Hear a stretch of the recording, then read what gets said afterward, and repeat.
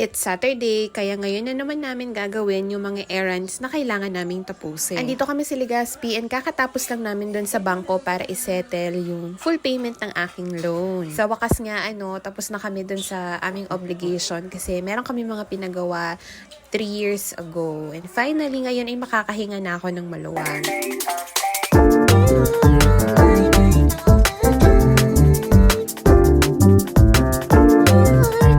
Sa dinami-dami nga ng trabaho bilang mga adulting na tayo, yung pahinga lang natin talaga yung pag tayo ay tulog. Kaya naman itong si Paul, nung makita itong memory foam, ay gusto niya nang bilhin. Pero andito na naman nga kami napadpad sa mga sapatos. And dito ay nakita namin si Sir Dan. Hello po, avid viewer po natin yan. Thank you po sa support. Tuwang-tuwa nga tayo pag merong mga nag-a-approach na ganito.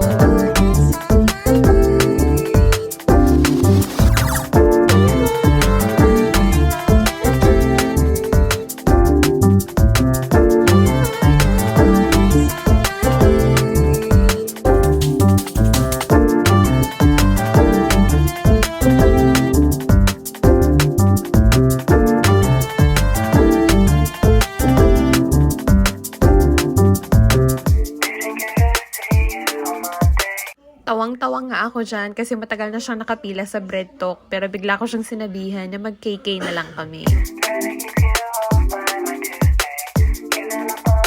Kasi naman, bigla ko naalala, meron pala akong OG card. Pag bumili ka ng 1 dozen, meron ka ng libreng half dozen. O diba, malaki na yung mababawas.